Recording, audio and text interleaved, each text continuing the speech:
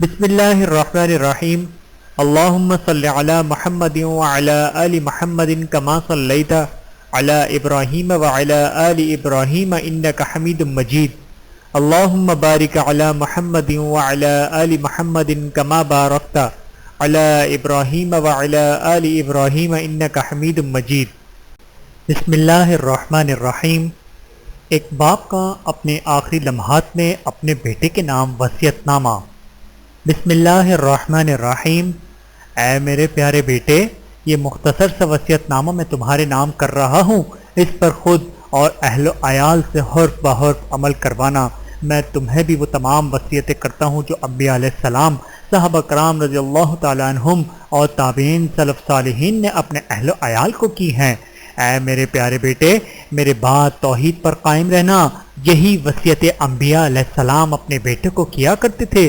جب سیدنا نوح علیہ السلام کی وفات کا وقت آیا تو انہوں نے اپنے بیٹے سے فرمایا، میں تجھے ایک نصیحت کرتا ہوں، وہ تجھے 2 کام کرنے کا حکم دیتا ہوں اور 2 کاموں سے منع کرتا ہوں۔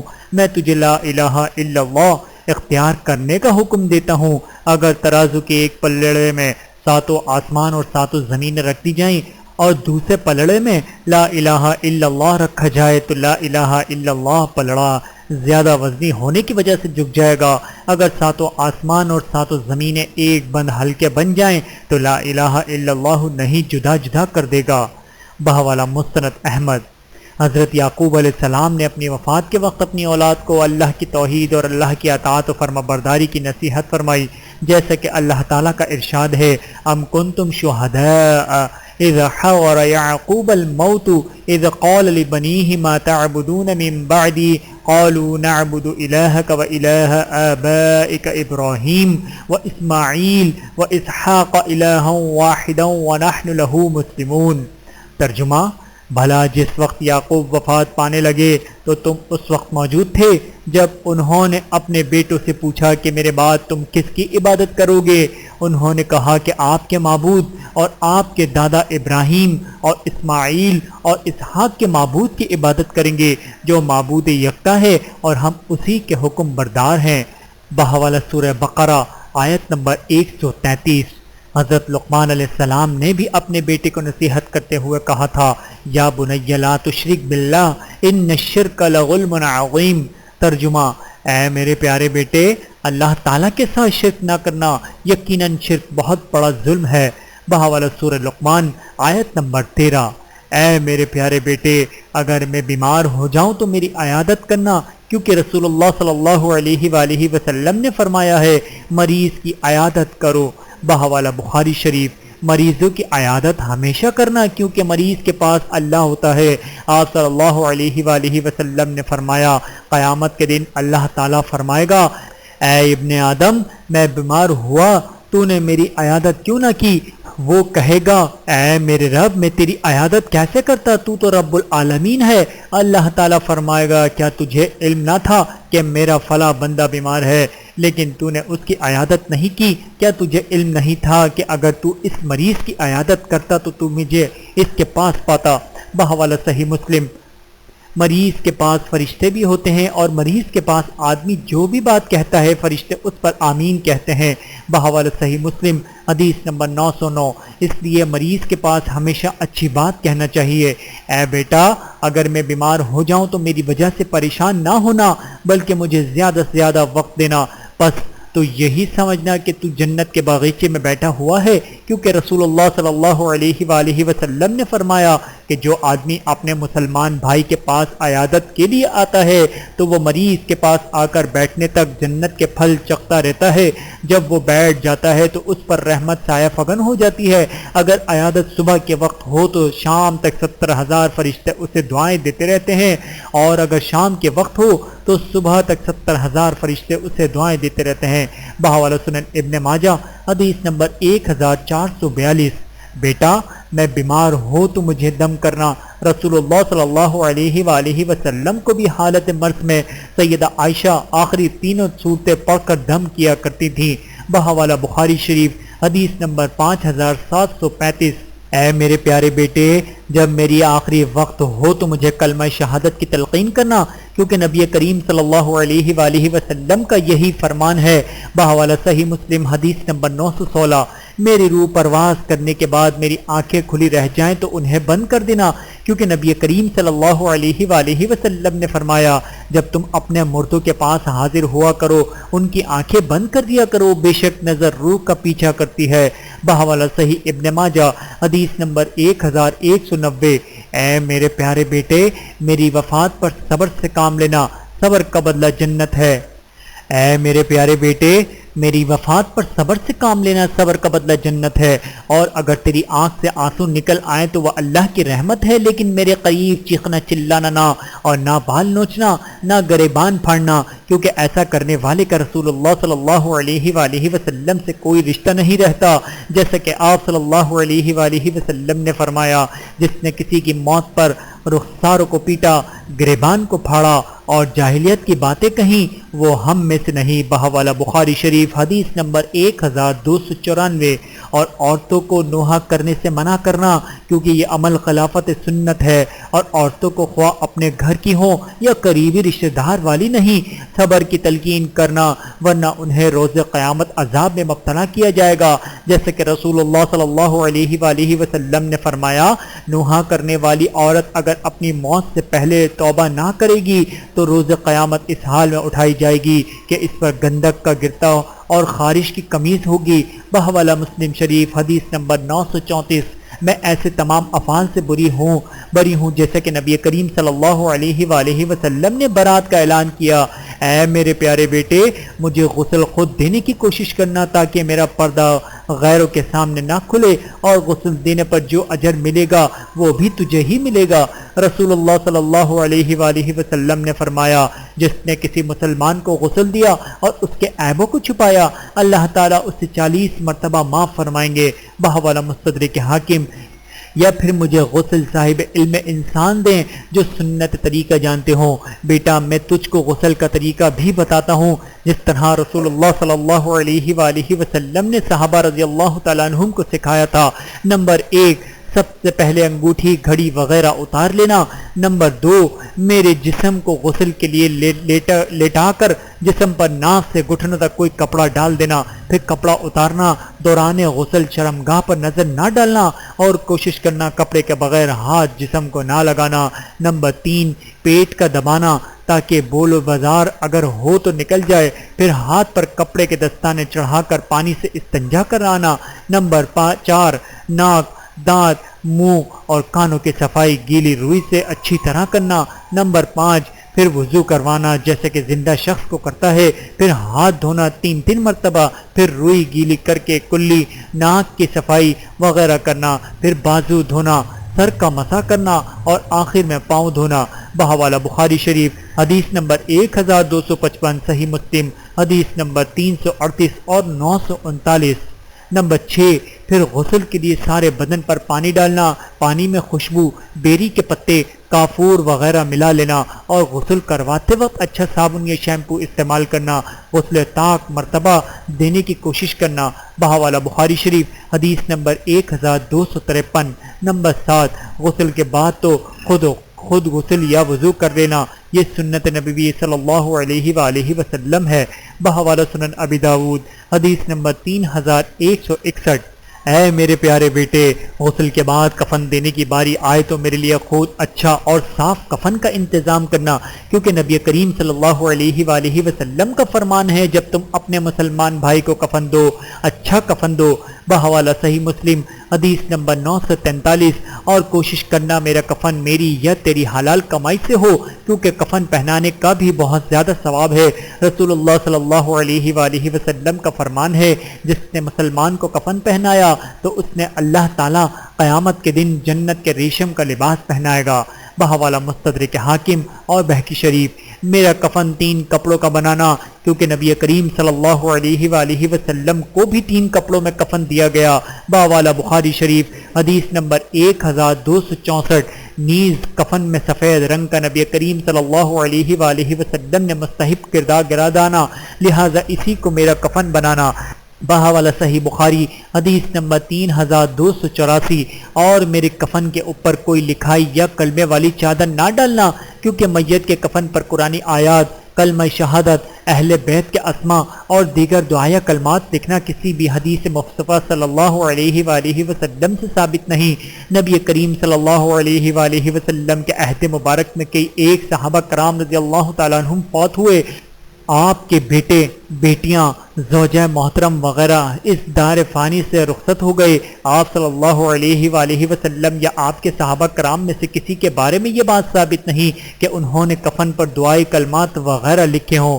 امام ابن صلاح رحمۃ اللہ سے سوال کیا گیا، کیا کفن پر قرآنی صورتیں، یاسین، سورہ کہف یا جو بھی صورت چاہے لکھنا جائز ہے، یا یہ حلال نہیں کہ میت کے بدن سے پیپ نکلے اور آیت مقدسہ اور اسماء مبارک پر بہہ جانے کے خوف سے ہو؟ تو انہوں نے جواب دیا، یہ جائز نہیں۔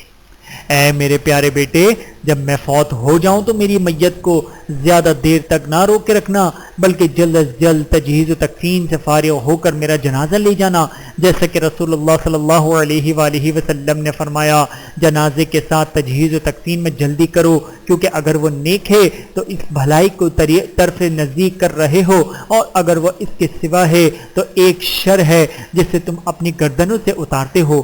بحوالہ بخاری شریف حدیث نمبر 1315۔ اے میرے پیارے بیٹے، میرے جنازے کے ساتھ چلنے والے بآواز بلند کلمہ شہادت لا الہ الا اللہ کے نعرے نہ لگائیں، کیونکہ رسول اللہ صلی اللہ علیہ وآلہ وسلم نے ایسا کرنے کا حکم نہیں دیا، اور نہ ہی صحابہ کرام نے ایسا کیا، بلکہ وہ اس بات کو ناپسند کرتے تھے۔ بحوالہ بہقی شریف علامہ ابن الحمام حنفی لکھتے ہیں کہ جنازے کے ساتھ چلنے والے کے لیے بلند آواز سے ذکر اور قرأت قرآن کرنا ناپسند مکروہ ہے، اس سے دل میں ذکر خیر وغیرہ کرنا چاہیے۔ بحوالہ فتح القدیر اسی طرح فتوی عالمگیری میں ہے کہ جنازے کے ساتھ چلنے والوں پر خاموشی لازم ہے، اور ان کے لیے بلند آواز سے ذکر کرنا اور قرآن کی قرأت کرنا مکروہ ہے، جیسا کہ تحاوی کی شرح میں ہے۔ بحوالہ فتوی عالمگیری۔ اے میرے پیارے بیٹے، قبر کی کھدائی میں حصہ لینے کی کوشش کرنا، کیونکہ میں چاہتا ہوں تمہیں سب سے زیادہ اجر ملے۔ رسول اللہ صلی اللہ علیہ وآلہ وسلم نے فرمایا، جس نے میت کے لیے قبر کھودی اور اسے اس میں دفن کیا، اس کے لیے اتنا ثواب ہے کہ جیسے اس نے کسی کو قیامت تک کے لیے رہائش فراہم کر دی۔ بحوالہ مستدرک حاکم۔ قبر کو گہری، کشادہ، وسیع اور صاف ستھری بنانا۔ بحوالہ نسائی شریف۔ اگر ہو سکے تو میری قبر لحد بنانا، کیونکہ نبی کریم صلی اللہ علیہ وآلہ وسلم کی بھی قبر لحد تھی۔ حضرت انس رضی اللہ تعالیٰ عنہ سے مروی ہے کہ جب نبی کریم صلی اللہ علیہ وآلہ وسلم رحلت فرما گئے تو مدینے میں ایک آدمی لحد بغلے قبر بناتا تھا اور دوسرا سیدھی قبر بناتا تھا۔ لوگوں نے کہا کہ ہم استخارہ کرتے ہیں اور ان دونوں کی طرف آدمی بھیج دیتے ہیں، ان میں سے جو بھی پیچھے رہ گیا ہم اسے چھوڑ دیں گے۔ پھر ان دونوں کی طرف پیغام بھیج دیا گیا۔ لحد بغلی قبر بنانے والا پہلے آ گیا، لہٰذا اس نے نبی کریم صلی اللہ علیہ وآلہ وسلم کی قبر لحد بغلی بنائی۔ بحوالہ ابن ماجہ حدیث نمبر 1557۔ مجھے قبر میں اتارنے کے لیے میرا سر قبر میں پہلے داخل کرنا اور پاؤں بعد میں، یعنی قبر کے بعد قبر کے پاؤں کی طرف سے مجھے قبر میں اتارنا، یہی سنت نبی صلی اللہ علیہ وآلہ وسلم ہے۔ بحوالہ سنن ابی داود حدیث نمبر 3211۔ اور مجھے قبر میں اتارتے وقت وہی دعا پڑھنا جو رسول اللہ صلی اللہ علیہ وآلہ وسلم نے سکھائی ہے، یعنی بسم اللہ وباللہ وعلی سنت رسول اللہ۔ میں میت کو اللہ کے نام سے، اللہ کے حکم پر اور رسول اللہ صلی اللہ علیہ وآلہ وسلم کی سنت پر قبر میں داخل کرتا ہوں۔ بحوالہ ترمذی شریف حدیث نمبر 1046۔ قبر میں میرا چہرہ قبلے کی طرف موڑ دینا۔ مختصر احکام الجنائز۔ لحد قبر کو بند کرنے کے لیے کچی اینٹیں لگانا۔ سیدنا جابر بن عبداللہ رضی اللہ تعالیٰ عنہ بیان کرتے ہیں کہ نبی کریم صلی اللہ علیہ وآلہ وسلم کے لیے لحد والی قبر بنائی گئی اور اس پر کچھ اینٹیں نصب کی گئیں۔ بحوالہ صحیح ابن حبان حدیث نمبر 6635۔ میری قبر پر کم از کم 3 لپ مٹی ضرور ڈالنا، یہ سنت نبوی ہے۔ بحوالہ سنن ابن ماجہ حدیث نمبر 1565۔ میری قبر زمین سے ایک بالشت اونچی رکھنا، جیسے کہ نبی کریم صلی اللہ علیہ وآلہ وسلم کی قبر ایک بالشت اونچی رکھی گئی ہے، تاکہ وہ زمین سے اونچی ہو کر نمایاں ہو جائے اور اس کی بے حرمتی نہ ہو۔ بحوالہ بہقی شریف۔ میری قبر کو اونٹ کی کوہان نما نہ بنانا۔ سفیان بن دمار تمار رحمت اللہ کہتے ہیں کہ میں نبی کریم صلی اللہ علیہ وآلہ وسلم کی قبر دیکھی کہ وہ اونٹ کی کوہان کی طرح تھی۔ بحوالہ بخاری حدیث نمبر 1390۔ میری قبر کی مٹی پر ہلکا سا پانی کا چھڑکاؤ کرنا تاکہ مٹی جم جائے۔ رسول اللہ صلی اللہ علیہ وآلہ وسلم نے بھی اپنے بیٹے ابراہیم کی قبر پر پانی کا چھڑکاؤ کیا تھا۔ بحوالہ صحیح میری قبر کو پختہ پکا نہ بنانا اور نہ ہی اس پر کوئی عمارت قبہ مزار بنانا اور نہ ہی اس پر میرے نام کی تختی آویزہ کرنا، کیونکہ ان سب افعال سے آپ صلی اللہ علیہ وآلہ وسلم نے منع فرمایا ہے۔ بحوالہ صحیح مسلم حدیث نمبر 970 اور ترمذی شریف حدیث نمبر 1052۔ میری قبر پر کسی کو سورہ یاسین یا قرأت قرآن کے لیے نہ بٹھانا، کیونکہ یہ عمل رسول اللہ صلی اللہ علیہ وآلہ وسلم سے ثابت نہیں اور نہ ہی صحابہ کرام کا عمل ہے۔ ملا علی قاری حنفی رحمۃ اللہ فرماتے ہیں کہ امام ابو حنیفہ، امام مالک اور امام احمد کے نزدیک قبروں کے پاس قرآن پڑھنا مکروہ ہے، کیونکہ یہ بدعت ہے اور اس کے بارے میں حدیث سے وارد نہیں ہے۔ شارح احیاء العلوم کا بھی یہی بیان ہے۔ اے میرے پیارے بیٹے، تدفین کے بعد قبر پر کھڑے ہو کر لمبی دعا کرنا یا کسی نیک اور صالح شخص سے کروانا۔ حضرت عثمان رضی اللہ تعالیٰ عنہ فرماتے ہیں کہ نبی کریم صلی اللہ علیہ وآلہ وسلم میت کو جب تدفین سے فارغ ہوتے تو اس پر ٹھہرتے اور فرماتے اپنے بھائی کے لیے بخشش طلب کرو اور اس کے لیے ثابت قدمی مانگو، یقیناً اس سے اب سوال کیا جا رہا ہے۔ بحوالہ سنن ابی داود حدیث نمبر 3221۔ آج کل ایک بدعت عام ہے کہ میت کو دفن کرنے کے بعد قبر پر اذان و اقامت کہی جاتی ہے۔ یہ صریح بدعت ہے، میں اس سے بری ہوں۔ نیز میری قبر پر چراغ روشن نہ کرنا یہ ایک بدعت ہے جو حرام ہے۔ اے میرے پیارے بیٹے، میری نماز جنازہ ممنوع اوقات میں نہ ادا کی جائے اور نماز جنازہ کے بعد جو لوگ اجتماعی دعا کرتے ہیں وہ بھی نہ کی جائے، کیونکہ یہ نبی صلی اللہ علیہ وآلہ وسلم کی سنت نہیں۔ اے میرے پیارے بیٹے، کوشش کرنا میرا جنازہ تم خود پڑھانا اور میرے لیے اللہ سے رو رو کر لمبی دعائیں کرنا، یا پھر میری نماز جنازہ پڑھانے کے لیے ایسے آدمی کو کھڑا کرنا جو عقیدہ توحید خوف خدا رکھنے والا ہو، اعمال صالحہ کے ساتھ ساتھ صوم صلات کا پابند ہو، اور میری نماز جنازہ کے لیے میری زیادہ سے زیادہ دوستوں کو دعوت دینا۔ کوشش کرنا میرے جنازے میں وہ لوگ کثرت سے شامل ہوں جو موحد توحید پرست ہوں، کیونکہ ان کی وجہ سے میرے مرنے والے کو فائدہ ہوتا ہے۔ رسول اللہ صلی اللہ علیہ وآلہ وسلم نے فرمایا، جس میت پر مسلمانوں میں سے 40 ایسے افراد نے جنازہ پڑھا جو موحد تھے، مشرک نہ تھے، تو اللہ تعالیٰ ضرور اس میت کے حق میں ان کی سفارش قبول فرمائیں گے۔ بحوالہ صحیح مسلم حدیث نمبر 948۔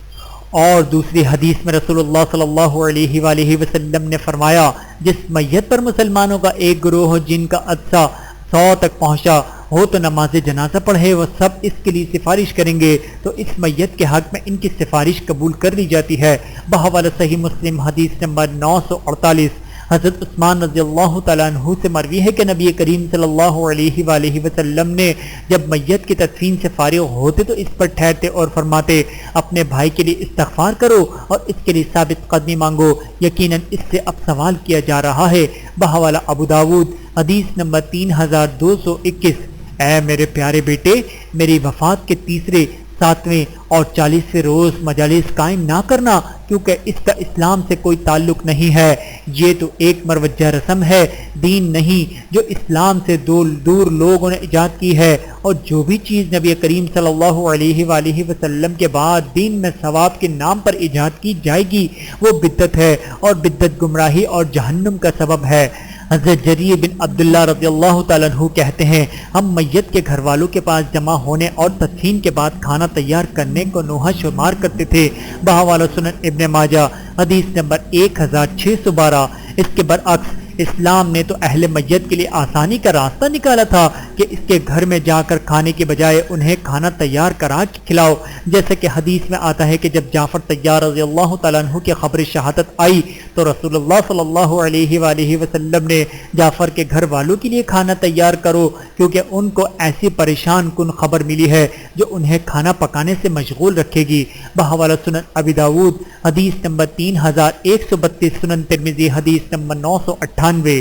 اے میرے پیارے بیٹے، میری وفات کے بعد گھر میں یا گھر کے باہر تیرے پاس میری تعزیت کرنے لوگ آئیں گے، ہر کے ساتھ ہاتھ اٹھا کر دعا نہ کرنا، کیونکہ رسول اللہ صلی اللہ علیہ وآلہ وسلم کا یہ طریقہ نہیں تھا۔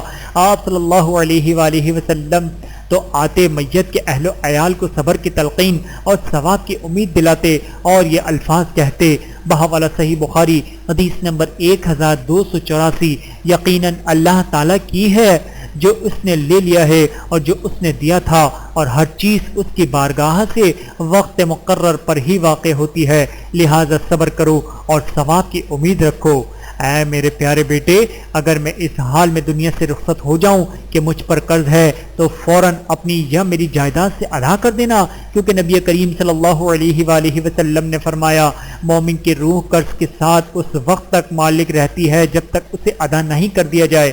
بحوالہ صحیح ابن ماجہ حدیث نمبر 1957۔